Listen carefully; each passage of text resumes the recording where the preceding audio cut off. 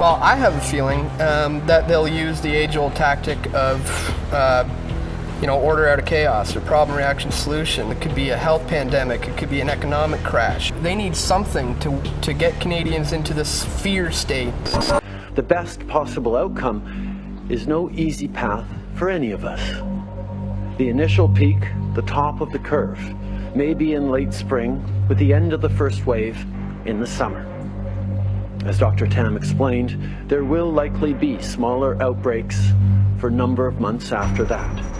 This will be the new normal until a vaccine is developed. Good morning. Here's the news. Civil Defense Headquarters announced today that the sharp increase in the number of cases of illness during the last few days had led authorities to suspect that a biological warfare attack may have taken place. As yet, the cause of this outbreak has not been identified. Civil defense health authorities recommend that you should take the following precautions. If such an announcement is made in your city, don't give way to fear. Just remember that scientists would already be working to control the outbreak. Even after we're through this first wave, we will need to remain vigilant, and we will need to bring in different measures. Normality, as it was before, will not come back full on until we get a vaccine for this, and as you say, that could be a very long way off. The world is now at the start of the 2009 influenza pandemic. The virus is spreading under a close and careful watch. Drug makers have started work on a vaccine which they say could be ready within months. This really may be a worldwide situation. Cases here, containment here, trying to move rapidly. Husbands will be returned to their wives. Mothers will be returned to their children. Join us in this great work. Rally to the fight against tuberculosis, the common enemy of mankind. A few drops of vaccine injected under the skin of the arm will give them dependable and lasting immunity. Part of getting through this wave in a rapid way will be because we are developing the tools that will also help us when those wavelets come forward in the coming years, in the coming months. It makes me think back to 1976, the first year I served in the Congress. We had a vote on the swine flu. Back then, there was a panic, and they said it was going to sweep the nation, and they rapidly came up with some flu shots, and the government was going to inoculate everybody and save the world from this disaster. I'm the healthiest 55-year-old you ever seen. Hey, I play golf every weekend. Get a shot of protection, the swine flu shot.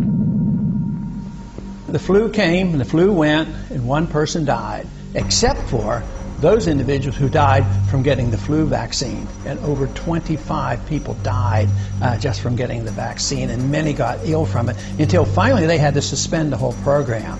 This will be the new normal until a vaccine is developed. We had about 13,000 cases of tuberculosis. Now that's a serious disease. And also, the last time they recorded the number of deaths in this country was in 2006, and there were 644 deaths from tuberculosis. Laura, some students here in Prince George's County schools have missed up to a month and a half of school because they have not gotten their vaccinations for chicken pox and hepatitis B. Now the school system says it's time to get tough and take those parents to court. We need those students immunized. We need them in schools. We need them safe. This Saturday, more than 1,600 students and their parents have been ordered to appear in circuit court for the children to be immunized. Health workers will be on hand to give the shots immediately. We can do this the easy way, or we can do this the hard way. This will be the new normal until a vaccine is developed. This strain of swine influenza that's been cultured in the laboratory is something that's not been seen anywhere actually in the United States and the world. So this is actually a new strain of influenza that's been identified. If there are going to be multiple waves of this, if we aren't going to be able to sort of get out of this until we find a vaccine, which we're told is 12 to 18 months away at best, do you envision that we're going to have multiple waves of shutdowns, lockdowns, closures of the economy? And how can we handle those kinds of constant shutdowns? I think even after we're through this first wave, we will need to remain vigilant, and we will need to bring in different measures. Normality, as it was before, will not come back full on until we get a vaccine for this. And as you say, that could be a very long way off. So all I'm asking people to do is step back and think for a minute rather than rushing and panicking and taking advantage of opportunities like this. This is what happens, whether they're economic problems or medical problems. The people who love big government take advantage of this. It could be a health pandemic. It could be an economic crash. This will be the new normal until a vaccine is developed.